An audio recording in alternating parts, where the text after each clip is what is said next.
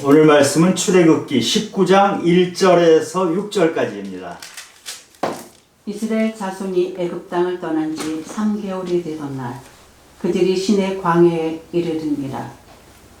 그들이 르비딤을 떠나 시내 광야에 이르러 그 광야에 장막을 치되 이스라엘이 거기 산 앞에 장막을 치니라. 모세가 하나님 앞에 올라가니 여호와께서 산에서 그를 불러 말씀하시되 너는 이같이 야곱의 집에 말하고 이스라엘 자손들에게 말하라. 내가 애굽 사람에게 어떻게 행하였은가? 내가 어떻게 독수리 날개로 너희를 업어 내게로 인도하였음을 너희가 보았느니라. 세계가 다 내게 속하였나니 너희가 내 말을 잘 듣고 내 언약을 지키면 너희는 모든 민족 중에서 내 소유가 되겠고 너희가 내게 대하여 제사장 나라가 되며 거룩한 백성이 되리라. 너는 이 말을 이스라엘 자손에게 전하였지니라. 아멘. 감사합니다. 아프리카 여행을 하던 사람이 놀라운 광경을 보게 됩니다. 아이들이 원숭이를 잡는데 유리병 안에 사과 하나를 넣어놓고 그 유리병을 큰 나무에 묶어 놨습니다. 아이들이 숨어서 이렇게 지켜보니까 한참 있다가 원숭이가 나타나는데 원숭이가 그 사과 하나를 먹으려고 손을 집어넣습니다. 그때 아이들이 나타나서 원숭이를 그대로 잡아버립니다.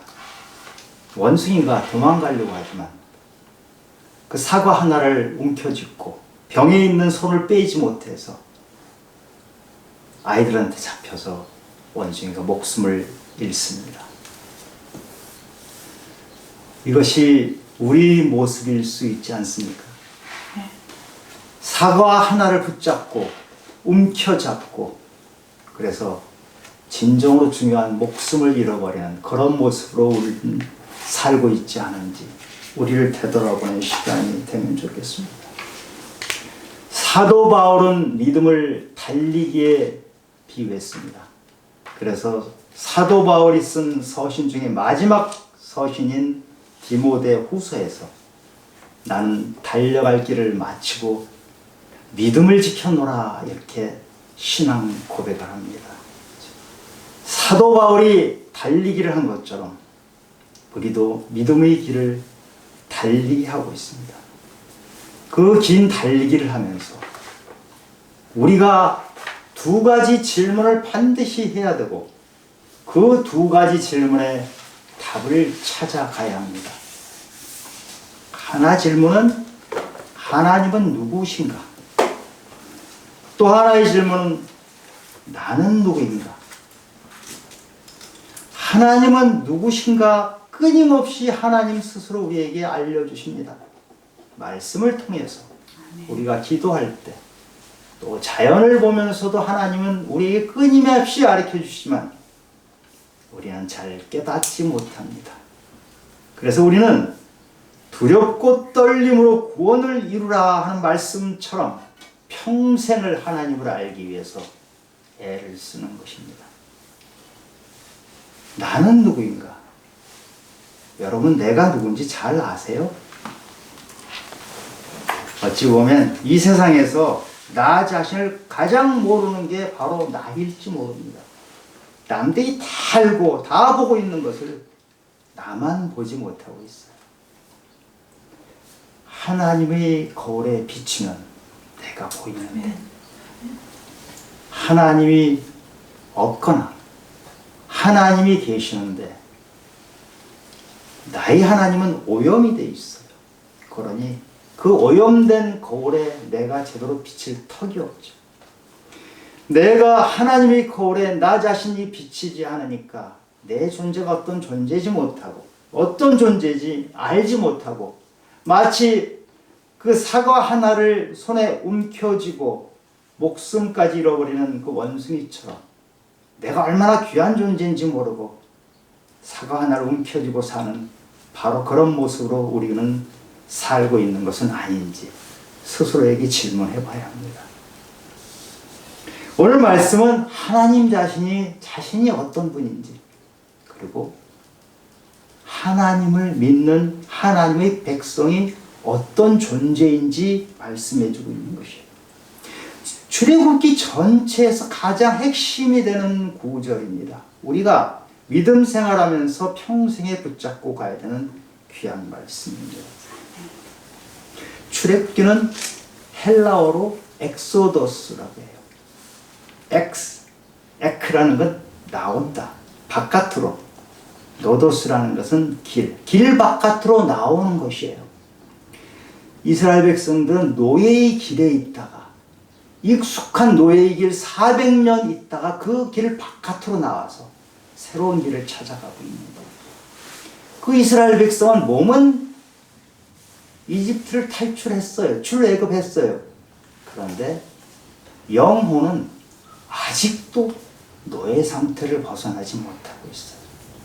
그래서 하나님께서는 너희들이 아직도 노예의 상태로 머물고 있다, 진정한 하나님의 백성이 되어야 한다, 이 말씀을 하시면서 오늘 이 본문 구절을 가지고 하나님께서 어떻게 하면 하나님의 백성이 진정한 자유인이 되는지 문을 열어주시는 것입니다. 오늘 1절, 2절을 보면 이스라엘 백성이 애굽 땅을 떠난 지 3개월이 되던 날 시내 광야에 도착해서 장막을 쳤다, 이렇게 돼 있죠. 근데 이게 번역이 조금 약간 문제가 있어요. 3개월이 되었다고 하면 우리가 90일 정도 된 거로 생각을 하죠. 근데 좀 정확하게 하면 셋째 달 첫날에 도착한 것이에요. 그러니까 이스라엘 백성이 애굽을 한 것이 첫째 달 15일이거든요. 그래서 셋째 달 첫날 도착했으니까 정확하게 따지면 45일 만에 시내산 기슭에 도착한 것이에요. 90일 걸린 것이 아니고 이 45일이라는 어찌 보면 굉장히 짧은 시간에 여기까지 온 것이에요. 그리고 모세가 이 시내산에 올라갑니다. 시내산이 어떤 산이죠? 모세가 떨기나무 아래서 하나님을 뵙고, 모세야, 네가 너희 백성을 애굽에서 끌어내서 인도해서 가라, 가나안까지 가라, 이 명령을 받았던 산이 시내산이에요. 그리고 나는 스스로 있는 자다 하고 하나님이 자신을 밝히셨던 바로 그 산에서 모세에게 지금 말씀을 주십니다. 3절에 보니까 이 시내산에 올라간 모세에게 하나님이 야곱의 집 이스라엘 자손들에게 말씀을 전하라, 이렇게 하세요. 야곱의 집 이스라엘 자손, 야곱이 이스라엘 같은 사람 아닌가요? 같은 사람인데 하나님이 의도적으로 일부러 야곱, 이스라엘이란 말을 하고 계세요. 야곱이 어떤 사람이죠?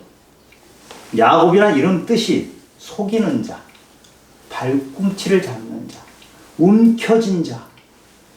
아가 원숭이가 사과 알을 붙잡고 움켜쥐고 있던 것처럼 그렇게 살았던 사람이 바로 야곱이죠. 야곱은 형 에서를 속였어요. 아버지 이삭도 속였어요. 그래서 집에서 도망쳐서 20년을 외삼촌 라반의 집에서 일을 하는데, 그 외삼촌 라반은 야곱보다도 더 사기꾼이에요. 진짜 사기꾼을 만나니까 야곱이 자기가 얼마나 잘못 살았는지를 깨닫게 되는 거예요. 그런데 이 깨달음이 아직도 부족하죠. 20년 동안 외삼촌 집에서 일하다가 고향으로 돌아가는데 형 에서가 복수의 칼날을 갈고 있던 그 형 에서 분이 차가지고 동생한테 속아 넘어갔잖아요. 분이 차 있는 에서가 400명의 군사를 이끌고 야곱 가족을 몰살시키려고 찾아옵니다. 그래서 야곱이 야복강에서 밤을 새워서 씨름합니다. 하나님과 씨름해요. 기도한 것이죠. 그런데 하나님께서 그 야곱에게 새로운 이름을 주셔요. 그게 이스라엘이에요. 이스라엘이란 이름의 뜻은 하나님과 겨루어 이겼다. 하나님의 통치 안으로 들어갔다. 이제 야곱이 아니고 이제는 사과 하나를 움켜잡고 목숨까지 걸었던 그런 불쌍한 야곱이 아니고 이제는 하나님이 통치 안으로 들어간 이스라엘로서 살아간 것이에요.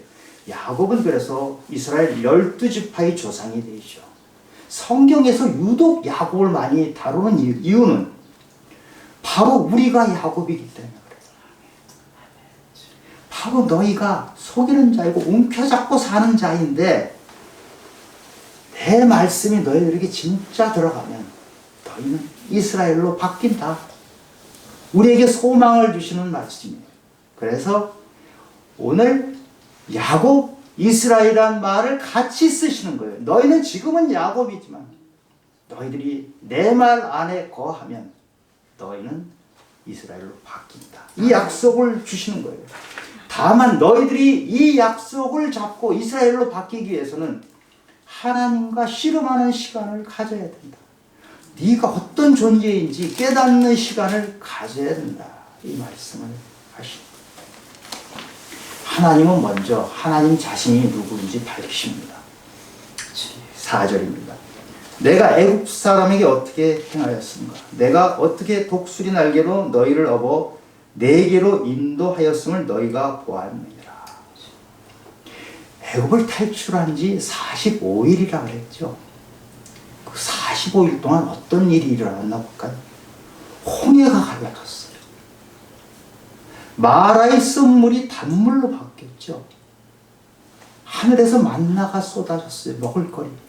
메추라기가 쏟아졌어요. 르비딤에서는 물이 없었는데 반석을 치니까 물이 나왔어요. 엄청난 물이 나와서 200만 명이 먹을 수 있는 그런 정도의 물이 나왔죠. 아말렉 족속이 갑자기 공격을 해오는데 그들을 또 물리쳤어요. 이 일을 누가 했죠? 하나님. 백성들이 이 일을 하는데 무슨 일을 했어요? 백성들은 아무것도 한 게 없어요. 백성들은 원망만 하고 한 일이 아무것도 없어요. 전부 다 하나님이 하시고 백성들이 죽어도 수십 번 죽어야 될 백성들을 하나님은 살려주신 거예요. 이 짧은 45일 동안에 이런 엄청난 일들을 하나님은 겪게 하셨어요. 왜 그러셨죠? 하나님이 누구신지 알도록 하기 위해서. 이 하나님은 어떤 분이냐 하면 오늘 표현이 백성들을 독수리 날개로 업어서 날라주셨다. 신명기 1장에서는요 아버지가 아들을 안는 것 같이 아버지가 아들을 품에 안고 가는 것처럼 너희들을 하나님이 그렇게 인도하는 그런 하나님이다 하고 가르치십니다. 이 하나님이 헤세디 하나님. 헤세드를 우리말로 하면 사랑, 인애, 긍휼, 자비 이런 개념을 다 포함한 하나님의 특성을 나타내는 아주 대표적인 말이 헤세디 하나님이에요. 아멘. 이 헤세디 하나님은 우리에게 아무런 대가도 바라지 않고 그냥 주시는 하나님. 아멘. 무조건적인 사랑을 하시는 하나님. 그 하나님은 자신의 아들까지도 십자가에 내주면서 우리를 구하신 그 하나님. 하나님은 이런 하나님이세요. 이 은혜의 하나님, 이 자비의 하나님, 모든 것을 다 나에게 주신 하나님을 만나면 내 안에 그 하나님이 들어오면 내가 야곱에서 이스라엘로 바뀐다는 것을 지금 보여주시는 거예요. 그런데 왜 교회를 우리가 다니고 믿음 생활을 오래 했는데도 왜 야곱 그대로 남아있죠? 전혀 안 바뀌고 어떤 사람들은 난 내 성질은 타고난 그대로 난 소신이야 안 바뀌기로 작정하는 사람도 있어요. 그것이 자기 존재 증명한다고 생각합니다. 왜 안 바뀝니까? 이 헤세드의 하나님은 우리에게 사랑을 품어주시고 인애를 넘치게 해주시고 하시는데, 장독에 내가 뚜껑을 딱 닫고 있으면 한 방울도 물이 안 들어오죠. 소나기가 그렇게 내려도 한 방울도 안 들어오는 그런 믿음 생활을 하면 우리는 여전히 야곱으로 남아있는 거예요. 성경 공부를 하잖아요. 성경 공부를 많이 하면 내가 이스라엘로 바뀝니까? 성경 공부하고 내가 바뀌는 건 전혀 별개의 문제예요. 사람에게 가장 먼 길이 머리에서 가슴까지라고 하죠. 그게 가장 먼 길이래요. 성경 말씀이 머리에서 가슴으로 내려오지 않으면 나의 항아리에는 물이 한 방울도 안 들어가는 것이에요. 사랑의 하나님, 헤세드의 하나님이 그렇게 퍼부어줘도 하나님의 사랑이 내 안에 한 방울도 안 들어오는 믿음 생활을 하는 것, 가짜 믿음 생활을 하는 것이에요. 이 믿음 생활을 하는 사람들을, 그 이스라엘 백성을 예레미야는 터진 웅덩이라고 했어요. 너희는 물이 한 방울도 들어가지 않는 터진 웅덩이. 바리새인들이 성경을 얼마나 많이 합니까? 아마 예수님이 제자들보다 훨씬 잘 알던 사람일 겁니다. 가룟 유다가 얼마나 똑똑합니까? 예수님의 제자들 중에서 가장 똑똑했던 사람이에요. 재정 회계를 맡았죠. 그 사람들이 그렇게 많이 알고 그 성경을 아는 것을 어디다 써먹습니까? 예수님을 팔아먹는 데 써먹었잖아요. 이것은 진정으로 아는 것이 아니에요. 머리로 들어가 있는 것이죠. 성경에서 안다고 말하는 것은 우리 부부가 하나가 되는 것 같은 것을 성경에서 안다고 하는 것이에요. 서로 알고 나의 삶을 나누고 체험하고 하나가 되는 것. 그것이 성경에서 말할 때 안다는 거예요. 여러분, 우리가 영어 공부하고 수학 공부할 때 안다는 거하고는 차원이 다른 얘기예요. 알지 못하기 때문에. 바리새인과 가룟 유다는 예수님이 어떤 분인지 알지 못했던 사람들. 요한계시록 3장에 라오디게아 교인들이 나오죠. 뜨뜻미지근한 신앙 가진 사람들. 세상에서 사는 게 너무 좋아요. 믿음 생활은 한다고 딱 걸어놓긴 했는데 나의 삶에는 아무런 영향이 없는 사람들. 예수님께서 뭐라고 하셨어요? 내가 너희를 토해버리겠다. 혹 회개해라. 너희를 토해버리겠다. 미지근한 신앙, 가짜 신앙 하지 마라. 너 자신이 누구인지 알지 못하기 때문에 그렇다. 안다는 것은 다시 말하지만 머리에서 가슴으로 내려와서 삶으로 살아내는 것을 말하는 것이에요. 그러니까 라오디게아 교인에게 예수님이 하시잖아요. 문 좀 열어라, 문 좀 열어라. 네 꽁꽁 닫은 문을 열고 너와 함께 먹고 마시고 싶다, 이 말씀을 하시는 거예요. 이렇게 문을 열어야 헤세드의 하나님 내 안에 들어오셔서 내가 그 은혜의 비를 맞으며 내가 바뀌는 거예요.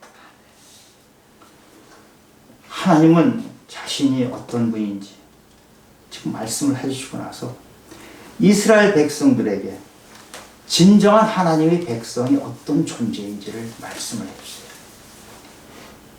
오늘 본문 19장, 이 말씀 바로 다음부터 20장부터 40장 마지막 출애굽기까지 나오는 내용이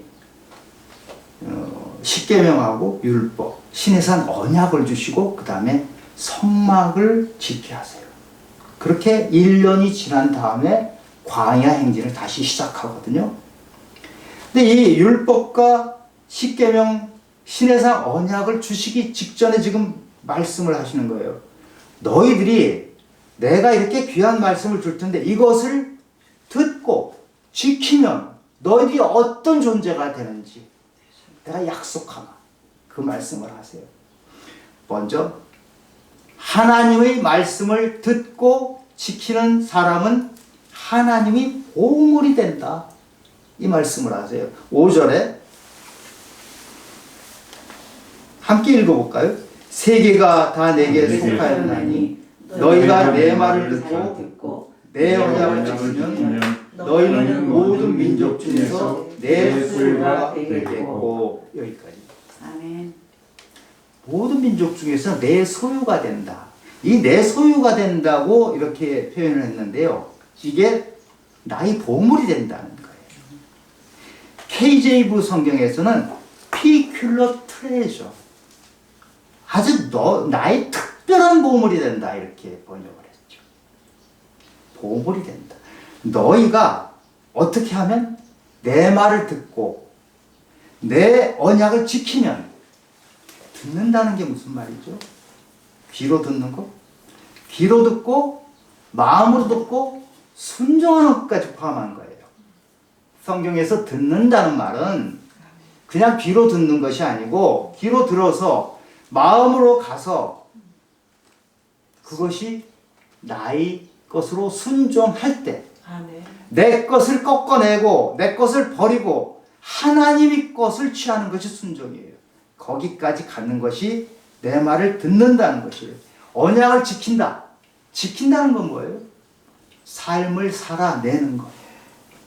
그러니까 내 말을 듣고 내 언약을 지키면 너희가 보물이 되는데, 내 말을 듣고 내 언약을 지킨다는 것은 하나님 말씀을 귀로 듣고 마음으로 듣고 순종해서 삶을 살아내서 너희 삶에서 그리스도의 향기가 뿜뿜 품어 나올 때 너희 삶은 보물로 바뀐다.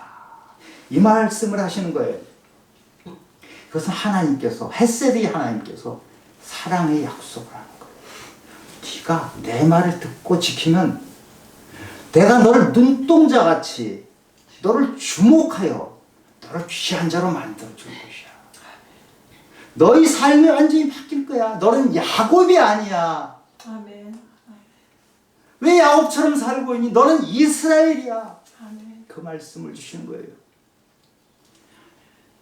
카프카란 유명한 소설가가 쓴 변신이란 소설이 있어요. 유명한 소설이죠. 혹시 읽어보셨나 모르겠어요.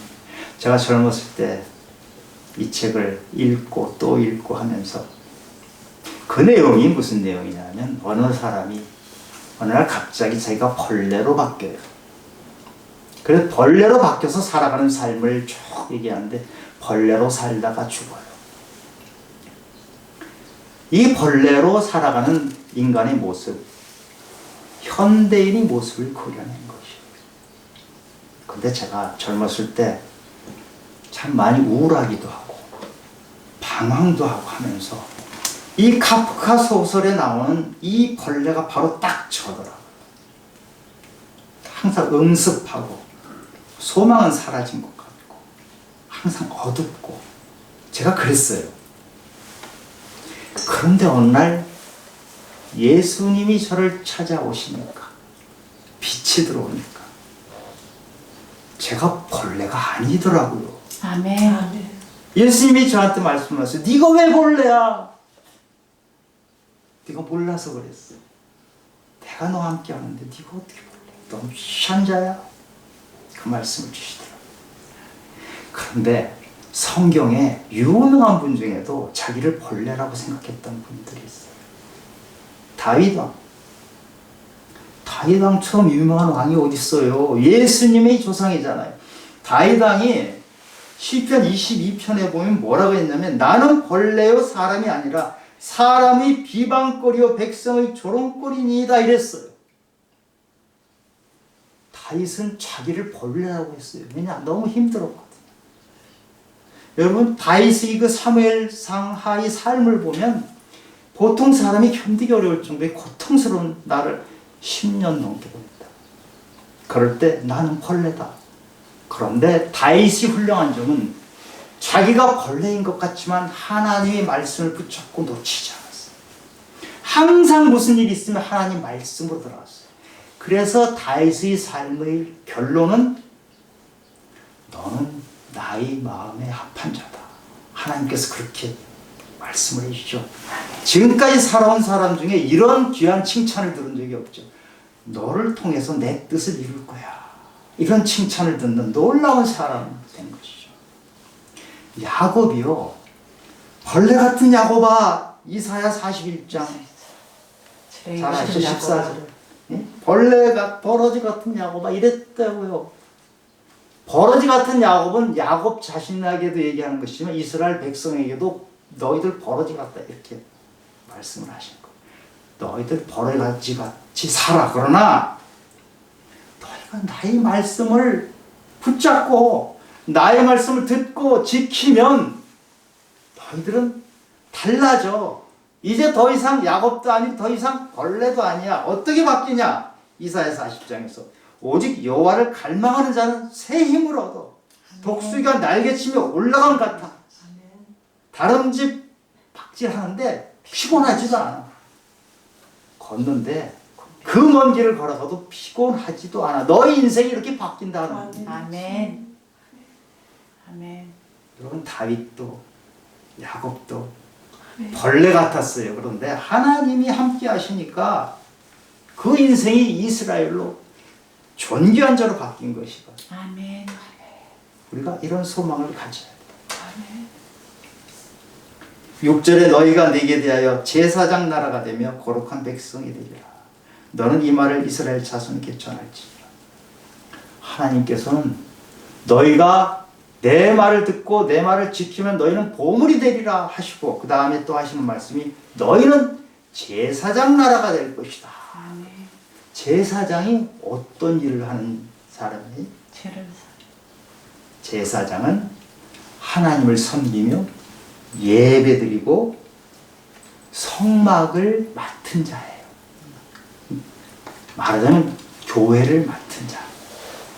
그리고 제사장은 백성들에게 말씀을 가르치는 자예요. 그리고 제사장은 백성들에게 하나님의 뜻을 전하는 자예요. 지금으로 치면 어떤 사람입니까? 목사죠? 근데 그렇지 않아요. 제사장은 목사만이 아니고 우리 모두 하나님을 믿는 자들은 다 제사장이에요. 아멘. 여기에 있는 여러분이 제사장이라는 것이에요. 물론 목사가 조금 더 하죠. 그러나 여러분들이 제사장이에요. 당당하게 하나님 말씀을 붙잡고 섬기고 사람들 가르치고 하나님 뜻도 전하고 그러려면 하나님 말씀을 듣고 지키고 삶을 살아내고 아, 저 사람 보니까 그리스도의 냄새가 나네. 이 정도가 돼야 되지 않겠어요? 그러면 하나님께서 너희는 보물이다. 너희는 제사장이다 하고 선포해 주시는 거예요. 그 다음에 세 번째로 하나님 말씀대로 살면 거룩한 백성이 된대요. 거룩한 백성. 영어로 하면 saint. 우리말로 하면 성도. 여러분 교회에서 우리 교인들을 부를 때 가장 귀한 호칭이 성도예요. 아멘. 세인트라니까요. 그 캐톨릭에서 아주 믿음이 너무너무 좋았던 분들에게 불 앞에 붙여주는 게 세인트예요. 성도. 성 누구누구 하는 게 세인트라는 거거든요. 우리가 바로 이런 성도가 되는 거예요. 말씀대로 살기만 하면. 성경의 핵심 주제가 거룩인데 출애굽기와 레위기에 하나님 말씀이 쭉 나오잖아요. 그 전체를 한마디로 하라 그러면 거룩이에요. 그래서 레위기에서 하나님이 말씀하시잖아요. 내가 거룩하니 너희도 거룩하라.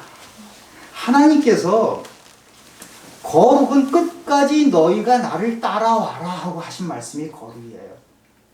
그래서 예수님께서 우리에게 기도를 가르쳐 주시죠. 그 기도를 가르쳐 주실 때 어떻게 하십니까? 하늘에 계신 우리 아버지여 이름이 거룩히 여김을 받으시오며 하나님이 거룩하신 분이라는 것을 선포하고 하나님이 거룩하심을 내가 먼저 받아들이면 나도 거룩해진다는 것이에요. 거룩한다는 것은 이 세상 것과 구별되는 것이죠. 더러운 것에서 깨끗한 것으로 가는 것이 거룩이죠. 그러면 우리가 거룩해지려면 우리는 이 세상 바깥으로 가야 되나요? 거룩한 사람은 이 세상 바깥으로 가는 것이 아니고 이 세상에서 함께 살아내면서 거룩함을 가지고 사는 사람이에요. 보석이, 진짜 보석은 진흙 속에 들어있어도 보석 그대로거든요. 하나님께서는 너희들이 거룩하기 위해서 너희는 세상 떠나서 칸막이 치고 조용한 데 가서 혼자 살아라 이렇게 말씀하신 적이 없어요. 너희는 거룩하니 나의 거룩함을 본받아서 하나님께서 예수 그리스도를 이 땅에 보내신 것처럼, 죄 많은 이 땅에 죄 없는 분이 오신 것처럼 너희는 거룩한 모습으로 이 혼잡한 세상, 오염된 세상에 가서 살아라. 그러면서 너희의 거룩함을 사람들에게 드러내라. 그 말씀을 하신 것입니다. 사도 바울은 얼마나 많이 가졌던 사람입니까? 이 세상에서 사람들이 부러워할 만한 걸 다 가졌던 사람인데 그것을 모두 배설물로 버리고 하나님 앞에 나아갈 때 거룩함을 가지고 나갔던 사람이죠. 예수님께서 음행했던 여자, 돌에 맞아 죽을 뻔한 여자를 살려주시고 나서 하신 말씀이 내가 세상의 빛이니 더 이상 어두움에 다니지 말고 생명의 빛을 얻어라. 예수님이 내 안에 빛으로 들어오시면 우리 어두컴컴했던 것, 벌레같이 음습했던 그런 모든 것이 사라지고 아멘. 생명이 내 안에서 소생하는 삶을 살아내는 것입니다. 그렇게 하려면 우리는 하나님 말씀을 듣고 순종하고 삶을 살아내는 것입니다. 이 십자가의 도를 살아내는 것이 안 믿는 사람들에게 미련해 보여요. 여러분들 지금 미련한 분들이에요. 그러나 하나님이 보시기에는 가장 귀하신 분들이고 하나님이 보시기에는 나의 보물같이 보시는 그런 분입니다. 우리는 아직도 질그릇이에요. 우리는 부족한 것이 많아요. 허약해요. 가진 것이 없어요. 그러나 이 빈 그릇 같은 이곳에 하나님이 들어오시면 나는 보물로 바뀌어요. 그런 삶을 살고 싶지 않으세요? 제사장으로 살고 싶지 않으세요? 거룩한 백성으로 살고 싶지 않으세요? 그런데 왜 그게 안 돼요? 내 안에 하나님이 들어오셔야 될 그 자리에 다른 것이 가득 차 있으니까 하나님이 들어오시질 못해요. 뭐가 들어와 있죠? 우리 욕심, 이 세상을 향한 욕심, 우리 습관, 오래된 습관, 노예생활 400년 해서 익숙해져 버린 것들, 자기의, 여러분 의로우세요? 하나님이 내 안에 들어오시는 것을 막는 가장 큰 장애물이 나의 의예요. 바리새인들이 의로운 사람들이 자기 의에 가득 찬 사람들. 가룟 유다가 자기 스스로 의롭다고 생각했던 사람이 예수님을 십자가에 못 박도록 하는 역할을 하시는 거예요. 하나님이, 그 헤세드의 하나님이 내 안에 들어오시도록. 여러분, 그 움켜잡은 것들, 내가 놓지 못하는 것들, 세상의 것들 못 놓고 계시죠? 내 오래된 습관, 익숙했던 것 못 놓고 계시죠? 내가 옳다고, 내가 너무 옳아, 난 세상 나처럼 옳게 사는 사람이 없어, 그 칼날 가지고 있는 것들, 움켜잡은 것을 내려놔야, 움켜잡은 야곱이 이스라엘로 바뀐 것처럼 우리 삶이 바뀝니다. 이것을 내려놓고 나의 그릇을 비웠을 때 헤세드의 하나님이 들어요. 사랑이 들어오고 인애가 들어오고 긍휼이 들어오고 은혜가, 사랑과 인애가, 자비가 넘치는 그 삶을 살아낼 수 있게 되는 것입니다. 오늘 이 예배를 드리면서 오늘 이 핵심 구절을 함께 나누면서 나의 삶을 어떻게 살아낼지, 내가 어떤 귀한 존재로 거듭나게 될지를 다시 한번 생각하는 그런 시간이 되기를 예수 그리스도 이름으로 축원합니다.